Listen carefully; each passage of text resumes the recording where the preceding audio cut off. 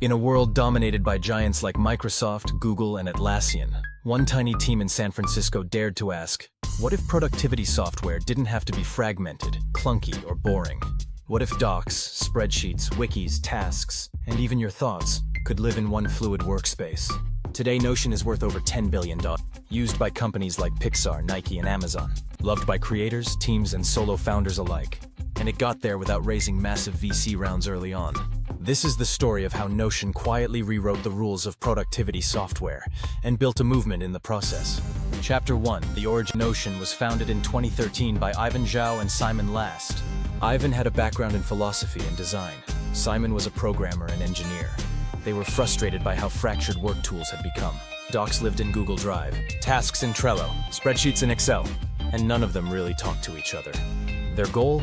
Build a tool that lets anyone, not just developers, create their own software. They weren't just trying to build an app, they were trying to build a platform. Something modular, something beautiful, something powerful. The earliest versions of Notion were rough, but the vision was clear. Empower users to build their own workflows, docs, and databases. Chapter 2. The collapse. By 2015, Notion was almost out of cash. Investors weren't interested. Most people didn't get the idea. The app was buggy, and early users were frustrated. The team shrank to just 2 people, Ivan and engineer Lily Wang. So what did they do? They left San Francisco, moved to Kyoto, and spent an entire year rebuilding the app from scratch. Why Kyoto? It was quiet. It was cheap, and it let them focus. During that year, they rebuilt the Notion editor from the ground up in C++ for speed and flexibility. By 2016, they returned with a product that worked, and worked well. Chapter 3. Product-led growth. Notion didn't spend millions on ads. They didn't hire celebrity influencers. They let the product speak. Early adopters shared it on Twitter and Product Hunt. YouTubers and creators made tutorials. Teams discovered they could replace 3 or 4 tools with one. Notion was elegant. Drag-and-drop blocks, clean UI, infinite nesting, relational databases for power users. It looked good, it felt good, and it worked. By 2018, Notion had over 1 million users. By 2020, that number exploded thanks to remote work. Their user base doubled and tripled in months. Chapter 4. Community-led everything. What made Notion different wasn't just features. It was the people around it. Notion embraced its community like no other tool. They launched Notion Ambassadors, volunteers who taught others how to use it. They created a public template gallery. They responded to feedback quickly. Notion became a canvas for creators. People built personal dashboards, team hubs, startup wikis, Notion portfolios, and they shared them. This sharing led to viral growth. Someone saw a finance tracker built in Notion and copied it. Then they built their own.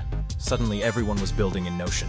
It wasn't just a tool, it was a movement. Chapter 5. Going global. Notion didn't stop at individual users. They went after teams, startups, enterprises. They added team permissions, admin controls, and analytics.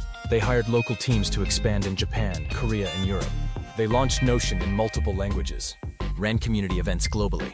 And while doing this, they maintained their core values: simplicity, design, modularity.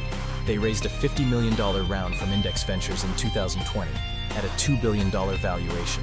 2 years later, they raised again at a $10 billion valuation, all with fewer than 100 employees. Chapter 6. Platform, not product. Notion didn't stop at being a workspace. They launched a powerful API. Now users could connect Notion to Zapier, Make, Slack, and custom apps. They introduced Notion AI, integrating generative writing and summarization tools. They created a plugin architecture to allow developers to extend the ecosystem. Now you could autofill meeting notes, connect databases across workspaces, trigger automations based on content changes. This turned Notion into a true platform, something extensible, flexible, scalable. A toolbox, not just a tool. Chapter 7. Design and branding masterclass. Notion's brand is minimal, clean, and iconic. The black and white blocky logo, the simple serif type, the aesthetic of calm. Everything from their onboarding to their help docs feels intentional. This branding made them stand out. While competitors tried to look slick and corporate, Notion felt personal, creative, and open. People didn't just use Notion, they became fans. They wore the merch, made fan art, started YouTube channels. That level of brand affinity is rare in productivity software. Chapter 8. Leadership and culture. Ivan Zhao is known for being soft-spoken, design-focused, and deeply thoughtful. He writes long memos instead of giving loud speeches. He believes in deep work, clear thinking, and empowering small teams. The Notion team works in small pods. They minimize meetings. They write a lot. They prioritize user feedback. Their hiring is slow and deliberate. They care more about values and clarity than credentials. This cultural clarity has allowed Notion to move fast without breaking things. Chapter 9. Lessons you can apply. So what can we learn from Notion? Build for modularity. Give users building blocks, not rigid workflows. Let the product market itself. If it's good enough, people will share it. Invest in community. It can scale growth better than ads ever could. Obsess over design. It's not decoration, it's function. Stay lean. Notion scaled with a small, focused team. Prioritize resilience. They nearly died and came back stronger. Default to openness, APIs, templates, tutorials. Let users shape their own experience. Be patient. They didn't blow up overnight. They iterated for years. Chapter 10. The future of Notion. Notion is now entering a new era. They're competing with Microsoft Loop, Coda, Almanac, and a dozen AI-powered clones. But their lead is cultural, not just technical.